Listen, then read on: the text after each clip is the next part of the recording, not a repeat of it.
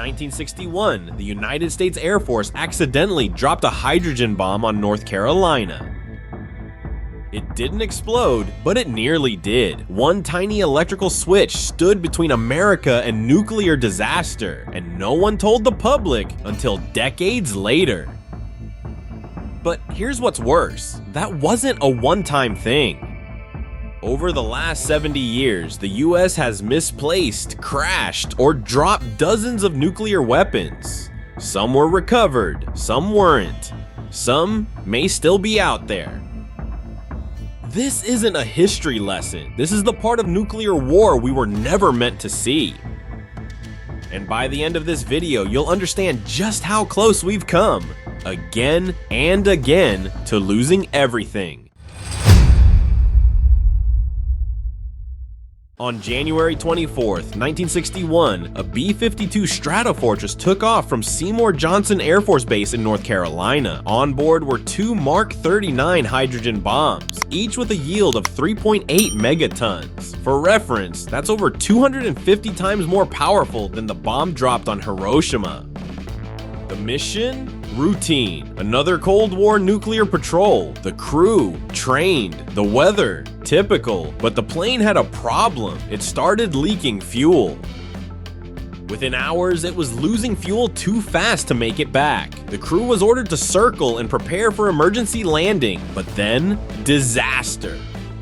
At 9,000 feet, the right wing suddenly sheared off. The aircraft broke apart mid-air, ejecting all 8 crew members. 5 survived. The other 3 didn't. But what happened next was far more terrifying. Both hydrogen bombs detached from the aircraft as it disintegrated. One hit the ground at over 700 miles per hour and was instantly destroyed. But the second deployed its parachute and landed gently in a field, almost completely intact. When bomb disposal crews arrived, they discovered something chilling. Multiple safety mechanisms had failed. In fact, only one low-voltage switch prevented the bomb from detonating. That single switch was all that stood between eastern North Carolina and nuclear annihilation. If it had failed, you wouldn't be watching this video.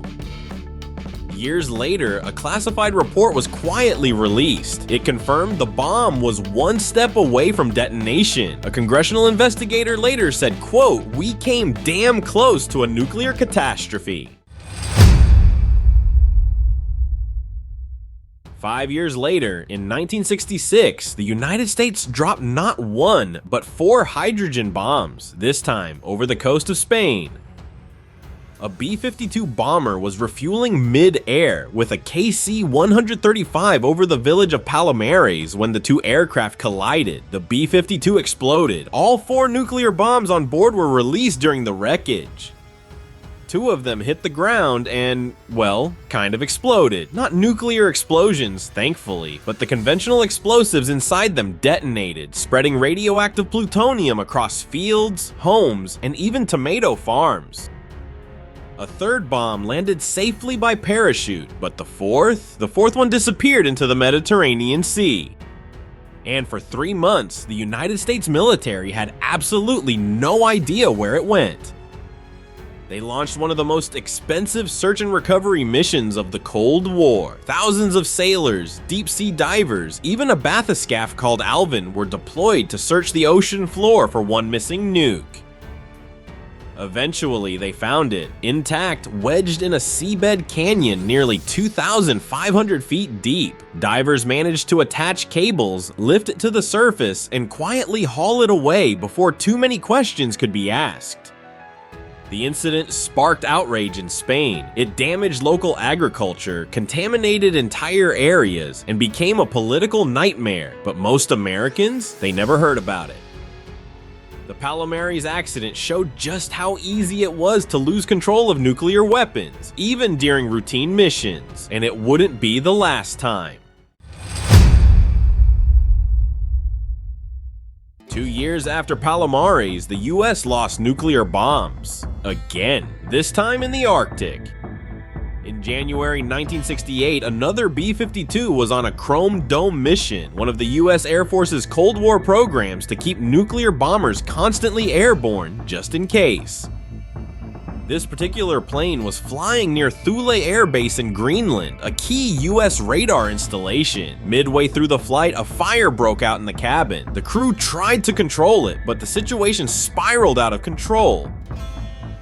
The crew was forced to abandon the aircraft. The B-52 crashed into sea ice just offshore, scattering radioactive debris and 4 nuclear bombs across the frozen landscape. The good news? There was no nuclear detonation. The bad news? The bombs were partially destroyed and the crash site was heavily contaminated. In the dead of winter, the US and Denmark launched a massive cleanup operation. Workers in hazmat suits scraped up radioactive ice, snow, and debris. Some of them would later suffer health effects they claimed were never acknowledged. And one bomb was never fully accounted for. Officials insist it was vaporized in the crash. Others aren't so sure. Either way, the Thule incident marked the beginning of the end for airborne nuclear patrols. The political risk and radioactive mess was finally too much to ignore. At this point, you might be wondering, why were nuclear bombs even in the sky to begin with? Why risk dropping a weapon of mass destruction on your own territory? Well, welcome to the Cold War. Back then, the United States believed that the best way to deter the Soviet Union was to be ready to respond to a nuclear attack within minutes, not hours. So in 1960, the Air Force launched Operation Chrome Dome. At any given moment, multiple B-52 bombers armed with live nuclear weapons were flying patrol routes near the USSR, just in case World War III broke out while everyone was asleep. The logic was grim, but simple. If the Soviets launched a first strike, America could retaliate before its land-based missiles were destroyed. But keeping nukes in the sky 24/7? Turns out it's incredibly dangerous. Planes break. People make mistakes. Weather doesn't care about doctrine. By the late 1960s, after multiple crashes and international incidents, Chrome Dome became politically toxic.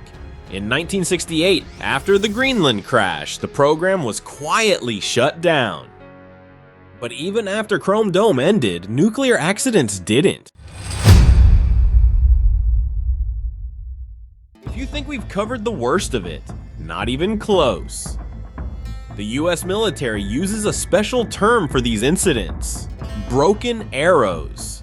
Sounds kind of poetic, right? It means a nuclear weapon was lost, accidentally released, or involved in an accident, but didn't cause a nuclear war. Lucky us. Since 1950, there have been at least 32 officially acknowledged broken arrows. Some estimates say the real number is much higher. In 1958, a B-47 bomber accidentally dropped a nuclear bomb over Mars Bluff, South Carolina. It wasn't armed with a warhead, but the high explosive trigger did go off, obliterating a family's backyard. No one died, but 6 people were injured. That same year, another plane dropped a bomb off the coast of Georgia during a training flight. They never found it. It's still there, somewhere in the ocean near Savannah. In 1961, a B-52 disintegrated over Yuba City, California, with 2 nuclear bombs on board. They didn't explode, but one smashed into a farmer's field with terrifying force. And in 1980, a simple dropped wrench caused a Titan II-2 missile explosion in Arkansas, launching a 9-megaton warhead hundreds of feet into the air. Miraculously, it didn't detonate. Again and again, these weapons slipped through human fingers, and every time we were told it was under control. So how many times has the US military had a nuclear oopsie? Officially, 32. That's the number of incidents the Pentagon classifies as broken arrows. But here's the problem. That number hasn't been updated since the 1980s, and it's based only on what the government chose to declassify. Independent researchers, former Air Force officers, and investigative journalists suggest the real number could be much higher. Some say it might be over 50. Others think we'll never know. And it's not just the US-Soviet archives. What little we've seen reveal a long list of their own nuclear mishaps. We're just more likely to find out about American accidents eventually. The term broken arrow was designed to avoid panic. It sounds harmless, almost poetic, like a myth. But what it actually means is, we lost control of a nuclear weapon and you should probably be a little worried. To this day, no broken arrow has caused a nuclear explosion, but not for lack of trying. So how exactly does a nuclear bomb not go off when it falls from 30,000 feet? Modern thermonuclear bombs have multiple safety mechanisms. Before the warhead can detonate, a precise sequence of events must occur. Sensors must confirm altitude, orientation, velocity, arming code input, and more. In the case of the 1961 Goldsboro bomb, 5 out of 6 safety systems failed. 5. The only thing that prevented a 3.8 megaton explosion over North Carolina was a single low voltage switch, essentially a tiny copper wire. If that switch had been damaged, or if the bomb had landed just slightly differently, much of the East Coast would have been covered in radioactive fallout. The death toll could have reached hundreds of thousands. And remember, this was during peacetime, no war, just a routine flight, a refueling error, a wing that broke off. Many safety improvements came later, but those early bombs were terrifyingly vulnerable to mechanical failure, human error, or just bad luck. Let's imagine just for a moment that the switch in Goldsboro had failed. At 3.8 megatons, the bomb's fireball would have instantly vaporized everything within a 2-mile radius. Homes, roads, schools, farms, gone. The thermal radiation could cause third-degree burns up to 10 miles away. The shockwave would level buildings across multiple counties. And then there's the fallout. Wind patterns at the time suggest radioactive material would have spread up the East Coast, reaching Washington, D.C., Philadelphia, maybe even New York City.